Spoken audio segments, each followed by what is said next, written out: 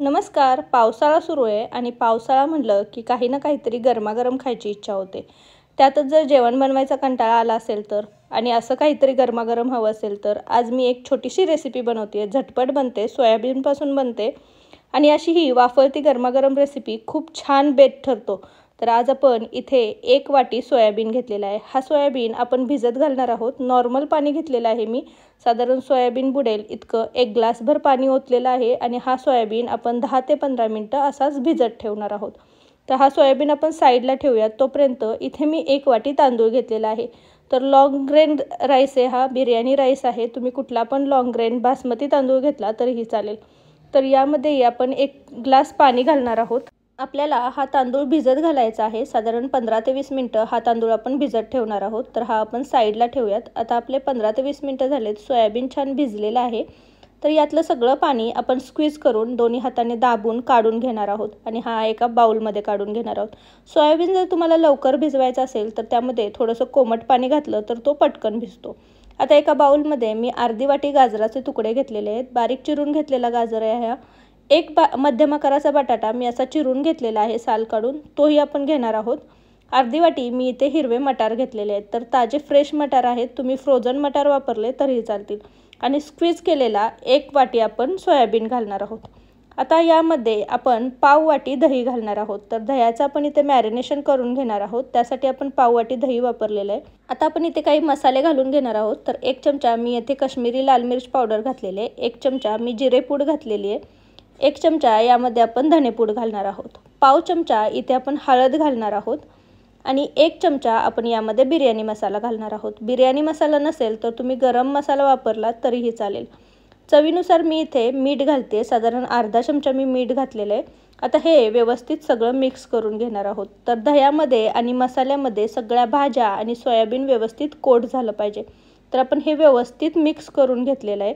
हे आता साईडला ठेवायचं. साधारण 15 ते 20 मिनटं हेही मॅरिनेशन आपण सेट होण्यासाठी ठेवणार आहोत. तर आपण हे साईडला ठेवणार आहोत आणि पुढची कृती करणार आहोत. साधारण 20 ते 25 मिनटं मी हे मॅरिनेशन छान साईडला ठेवलेलं होतं. आता एक कढई घेतलेली आहे. यामध्ये 2 चमचे तेल घेणार आहे. तर आपण इथे छान सोयाबीन पुलाव बनवत आहोत. त्यासाठी मी कढईचा वापर करते. तुम्ही कुकरमध्ये केलात तरीही चालेल. सेम कृती आहे. तर यामध्ये मी 1 वेलची आणि 2 हिरव्या वेलच्या, थोडेसे दालचिनीचा तुकडा, 3-4 मिरी, 3-4 लवंगा घातलेल्या आहेत आणि थोडंसं तमालपत्र घातलेलं आहे. आता यातले जे गरम मसाले तुमच्याकडे उपलब्ध असतील ते घातले तरीही चालेल. आता हे खडे गरम मसाले आपण तेलावरती छान परतून घेणार आहोत. 1-2 मिनटं हे तेलावरती व्यवस्थित परतून घ्यायचे आणि यामध्ये मध्यम आकाराचा 1 कांदा मी उभा पातळ चिरून घेतलेला आहे तो घालणार आहे. कांदा आपल्याला छान परतून घ्यायचा. याचा कलर बदलेपर्यंत हा छान तेलावरती परतून घ्यायचा. तर तुम्ही पाहू शकता 3 ते 4 मिनटामध्येच कांद्याचा कलर बदलायला लागलेला आहे. तर यामध्ये आता मी अर्धा टोमॅटो उभा चिरून घेतलेला आहे तो घालणार आहे. तुम्ही कांदा आणि टोमॅटो बारीक चिरून घेतला तरीही चालेल. तर कांदा आणि टोमॅटो आपण 2 ते 3 मिनटं तेलावरती व्यवस्थित छान परतून घेणार आहोत. हे परतलं गेलं की यामध्ये आपण हे मॅरिनेट केलेल्या सगळ्या भाज्या आणि सोयाबीन घालणार आहोत. तर इथे आपण हे सगळं व्यवस्थित मिक्स करून घ्यायचं आहे. आता मसाले आपण सगळे मॅरिनेशन करतानाच घातलेले होते, त्यामुळे एक्स्ट्रा वरून काहीही मसाले घालायची गरज नाही आहे. हे व्यवस्थित मिक्स करून घ्यायचं आणि हे मिक्स केल्यानंतर ह्याच्यावरती झाकण ठेवून 7 ते 8 मिनटं आपण हे शिजवून घेणार आहोत. साधारण भाज्या 30 ते 40% शिजल्या गेल्या पाहिजेत. तर 7 ते 8 मिनटं आपण हे शिजवताना 1 ते 2 वेळा आपण याचं झाकण काढून घेणार आहोत आणि ह्या व्यवस्थित हलवून घेणार आहोत. कारण आपण यामध्ये पाणी घातलेलं नाही आहे, त्यामुळे ह्या खाली करपू शकतात, लागू शकतात. त्यामुळे 1 ते 2 वेळा आपण छान हलवून घेणार आहोत आणि या भाज्या शिजवून घेणार आहोत. दह्यामुळे याला थोडंसं पाणी सुटतं. तुम्ही पाहू शकता की ह्या व्यवस्थित छान अशा मऊसूद शिजल्या गेलेल्या आहेत. साधारण 30 ते 40% या शिजल्या गेल्यात. तर आता यावरती मी थोडीशी बारीक चिरलेली कोथिंबीर टाकते आहे आणि ही यामध्ये व्यवस्थित मिक्स करून घेते. भाज्या जास्त शिजवायच्या नाहीत कारण त्याचा क्रंचीनेसही आपल्याला जाणवला पाहिजे. आता यामध्ये आपण भिजवलेला जो तांदूळ होता त्यातलं सगळं पाणी काढून घेणार आहोत आणि तो घालून घेणार आहोत.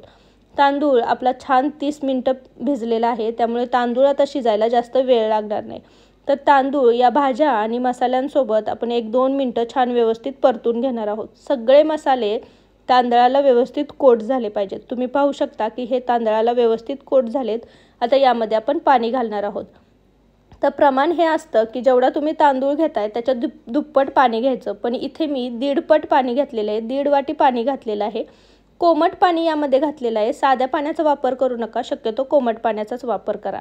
याला छान उकळी आली की यामध्ये 1 चमचा मी तूप घालते. तूप ऐच्छिक आहे, तुम्ही घालायचं असेल तर घालू शकता.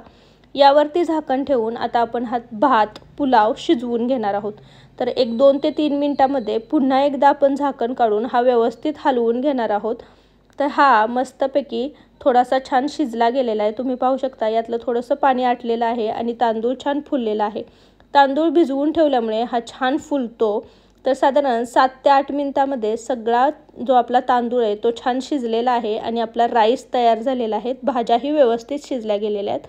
तर गरमागरम आपला हा सोयाबीन पुलाव तयार झालेला आहे. गॅसची फ्लेम बंद करूयात आणि हा वाफळता सोयाबीन पुलाव छान सर्व करूयात. तर हा पुलाव तुम्ही दह्यासोबत, रायत्यासोबत सर्व करू शकता किंवा छान पापड तळून त्याच्यासोबतही सर्व करू शकता. लोणचं असेल तर अजूनच छान. तर असा हा गरमागरम पुलाव तयार झालेला आहे. याचे सगळे तांदूळ जे तुम्ही बघू शकता ते छान शिजलेले आहेत, छान मोकळा सळसळीत झालेला आहे. मी तुम्हाला दाखवते. याचा जो वास आहे तो इतका सुंदर येतो आणि इतका चटपटीत लागतो.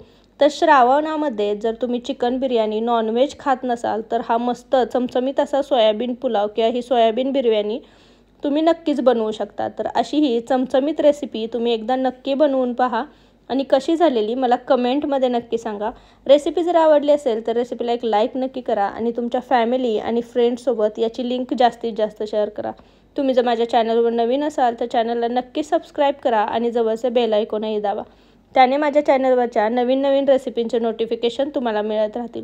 पुन्हा भेटू अशीच एक झटपट बनणारी चमचमीत रेसिपी घेऊन. तोपर्यंत थँक्यू.